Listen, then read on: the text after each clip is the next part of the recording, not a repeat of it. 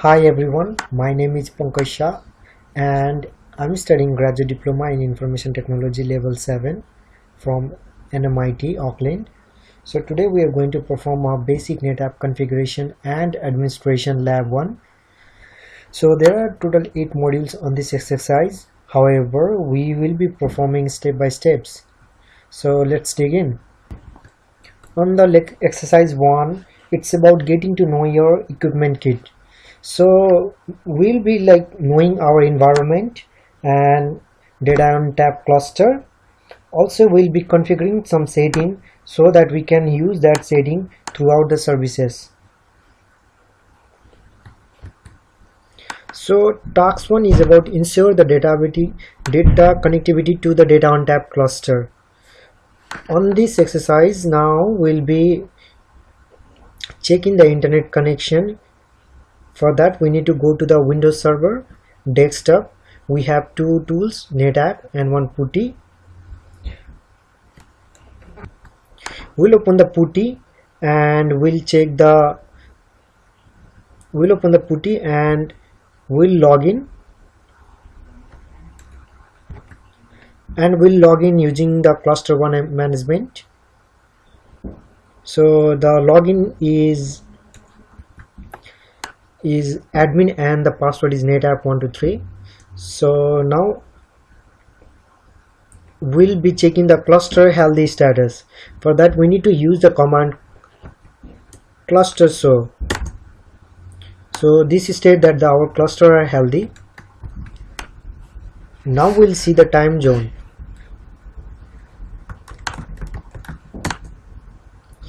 Our recent time zone shows that ETC/UTC, but we need to change it to US Pacific. So we need to modify the time zone. This is the command to change the time zone to US Pacific. Now we'll see the license installed in our Data ONTAP cluster. For that we need to use the code license show. Yeah, we can see the license is successfully installed. Now on task 4, we need to add DNS host record for the Data ONTAP cluster and Linux server. So we need to go to the Windows Server Manager. Then we click on Tools, then DNS.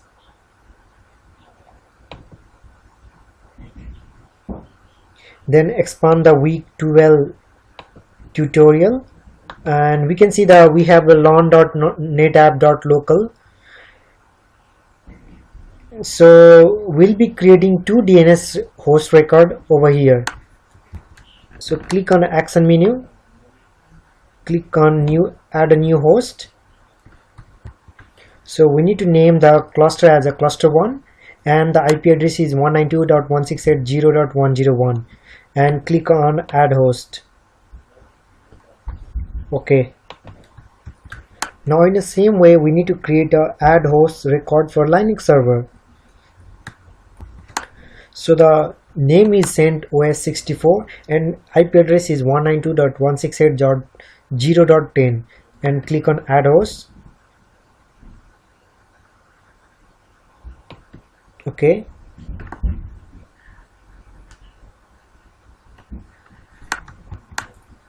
We can both see that our cluster 1 and CentOS is successfully created inside the lon.netapp.local. Now we need to ping both the DNS and see if it resolved the IP address or not. We'll open the CLI command lines and we'll type ping cluster 1. Yeah, it's pinging, so the IP address is resolving over here. In the same way we'll ping CentOS64. Yeah, both are pinging, so it confirms that DNS server is working. Finally we'll see the IP configuration of our DNS server. So the command is ipconfig/all. Yes, we can see the DNS server IP configuration. So this is the end of the lab 1 of exercise 1. So we'll be moving to exercise 2 of lab 1. Now on exercise 2, we'll be working with Data ONTAP administrative interface. over here we'll use the command line interface to use Data ONTAP Cluster. So let's start. On task 1 we'll use CLI to see the cluster, and we'll use the question mark command and cluster to go into the cluster mode. So we are on the command prompt of cluster1 : cluster. Now we'll create a cluster create command. So create question mark. Now we'll use the man command to display all the manual pages.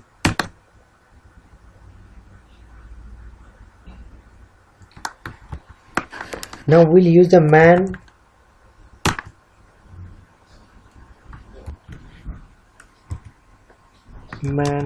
cluster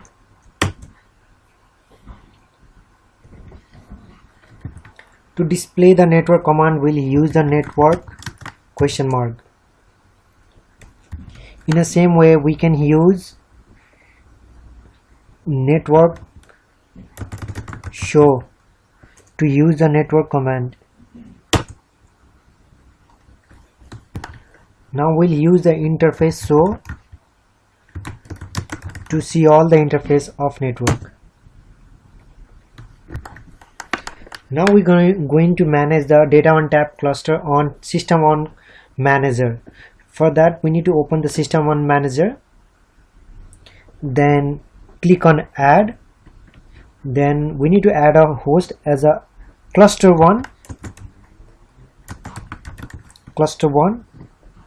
and then click on credential, then enter the password and click on add.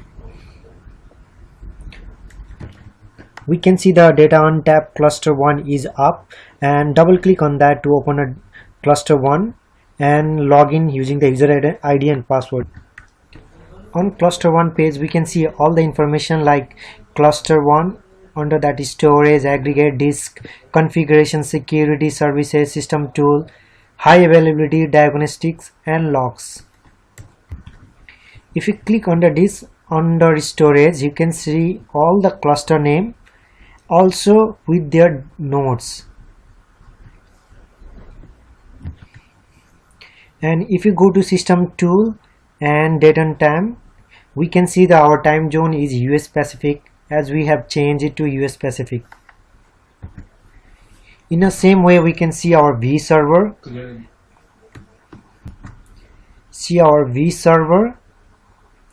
When we expand this, we can see all the V server details like cluster1 on V server and nodes. In nodes we have two sections, cluster1 and cluster2. Now we'll go to SNMP under the cluster1 configuration and we'll click on edit. Then we'll add the public. Under community name, click on add, then click type public and click OK. Then click OK. We can see the public over under the community name. That means we are at the end of the lab 3, exercise 2. Now we are going to start exercise 3. Exercise 3 is all about hardware basic and managing physical components. On this exercise 3, we'll work on nodes under the storage and aggregate and disk. Under the aggregate, we can see we have three details, volume and disk layout. If we click each disk, we can see the details like total volume and disk available, disk layout, availability. If we click on disk, we can see the properties like zeroed and broken details not available. Now if you go under the ports and adapter under the configuration, we can see two details like Ethernet port and FC/FCOE adapters, and both all the status are enabled for this one. And if you click the FC/FCOE, we have 6 slots over here, and all the admin state are online. Now we'll use the command line interface on PuTTY to see our hardware investigation. You will open the PuTTY and we will type the command cluster identity show. This will show the identity of our cluster. We can see our UUID, cluster name, serial number. Now we'll use the cluster question mark to see all the storage and its aggregate disk. Now we'll use the command disk show to see all the disks that are listed on the cluster inside the storage, and press Q to quit. Now we'll use the storage space disk space 0 space commands to initialize all the spare of the cluster. And now we'll use the network interface show command to see all the logical interface of the Data ONTAP cluster. So this is the end of the exercise 3. Now we'll move to exercise 4, that is creating and managing the aggregates. On this exercise, we'll create aggregates, logical collection of the disk that store data, and disks are physically located on the nodes of the cluster, but aggregates are cluster level, so they are stored on the Data ONTAP cluster. At first, we'll create an aggregate using the OnCommand system manager. Now we'll create an aggregate under the storage. Click on create, then click next, then give the aggregate name as a aggregate 1. Click next and select the disk space. Then we'll select the cluster 101, that is effective disk type FCUL, and number of capacity disks to use is 16. Now click on save and close and create.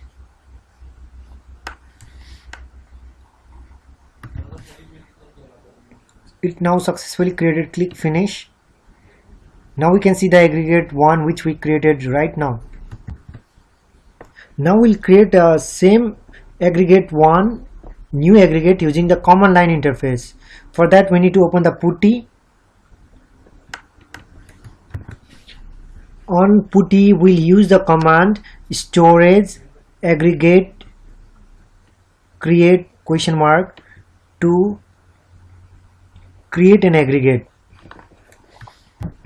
Now we'll use the command storage aggregate create aggregate 2 nodes cluster 102 and disk type FCUL, and disk count is 16 and read type equals read underscore dp to create an aggregate 2 on 16 disk type. Job is queued success.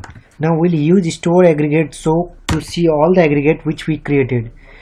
We created aggregate 2 now using CLI and it's successfully created. Now on the task 3 we'll delete an aggregate using the CLI. We are using storage aggregate create hyphen aggregate underscore test and this count 5.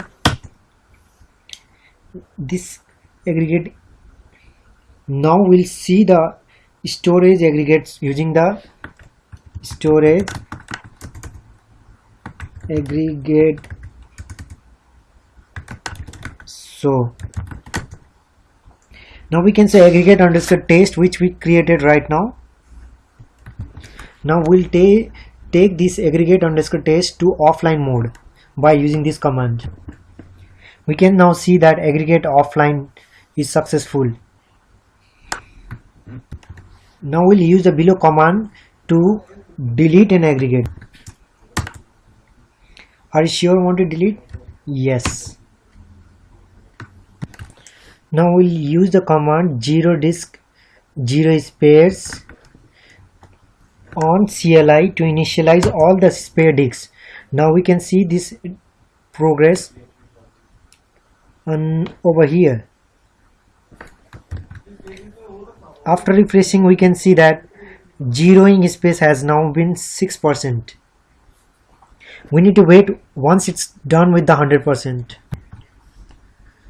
This is the end of the exercise 4. Now we are going to start exercise 5, that is setting up a storage virtual machine, which is in short form called SVM. SVM is basically a V server which we create storage virtual machine, and side by side we'll also configure protocols that are listed on Data ONTAP protocol. So let's start. Go to the system OnCommand manager, cluster 1, under the V server, cluster 1, click create and enter the following details. After entering the V server name and selecting the data protocol, click save and continue. Now enter the configuration setting for CIFS, data interface detail. Entering all the CIF setting and CIF server configuration, click save and continue.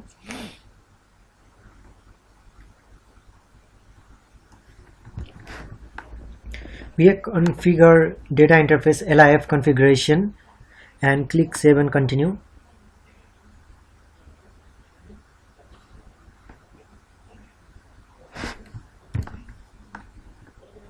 After that, we'll configure vServer administrator. We'll enter all the new LIF for vServer management, then click submit and continue. Confirm all the details and click OK. Now we'll add a host record in DNS for the SVM by going to the server manager and by adding. Enter this SVM1 and this IP address and click add host. OK. In the same way, we'll add SVM1 underscore data and 192.168.0.111 and click add host, then click done. We can see both the SVM1 and SVM1 underscore data under the learn.netapp.local. Now we can check both the DNS to see if it is pinging. Yes, it is pinging. In the same way, we can use the same command, and even SVM1 underscore data is pinging. This confirms that the DNS is resolving. So this is the end of exercise 5. Now we'll move to exercise 6, which is creating and managing volumes on an SVM. In this exercise, we'll delegate volume creation to the storage virtual machine, administration, and create volume and manage the SVM namespace. Open the system on manager and on the cluster 1 under the V server, click on SVM1 and click edit and select both file, and under the resource allocation click delegate volume and select both the aggregate 1 and aggregate 2 and click save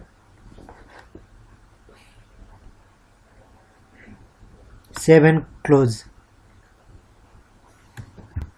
Now click on create volume and enter the volume details. After adding the name and aggregates, just click create. I have just now created 3 aggregate underscore volume under aggregate 1, that is under project underscore Y, project underscore Z, and teams. Now we are going to reorganize them in the SVM namespace. We are going to reorganize all these teams under namespace. Once we are done with the mounting the team underscore under that project Y and Z, we are done with the exercise 6.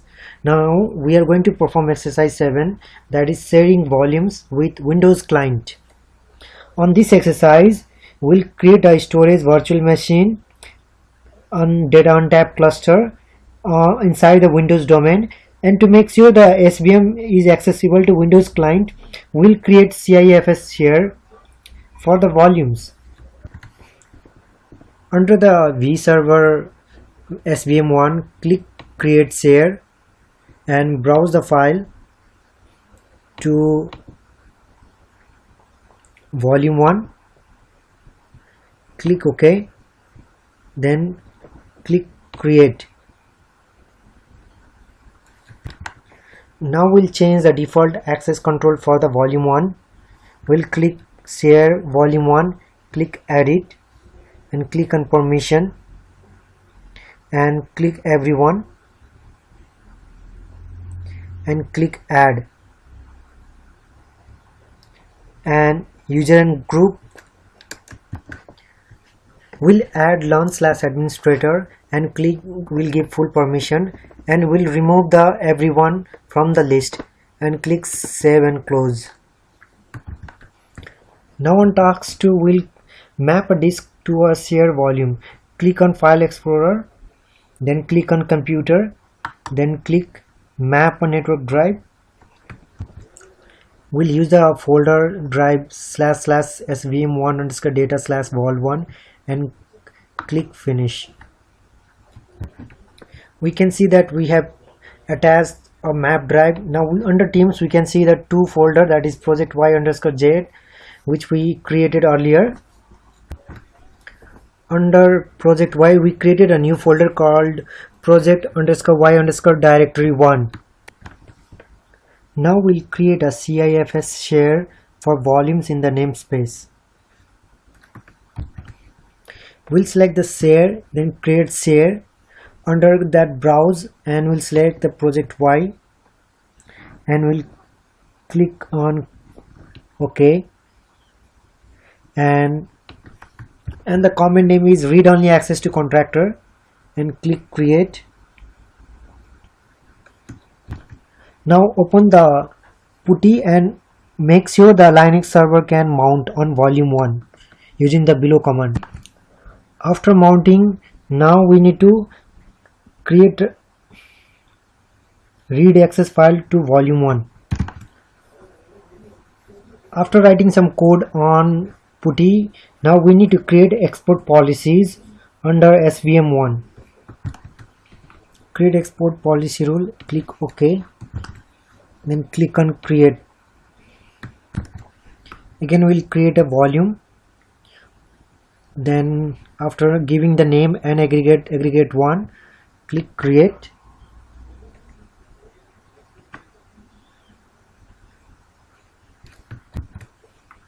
Give permission read write execute and click save and close. Under namespace on secure data, click change export policy.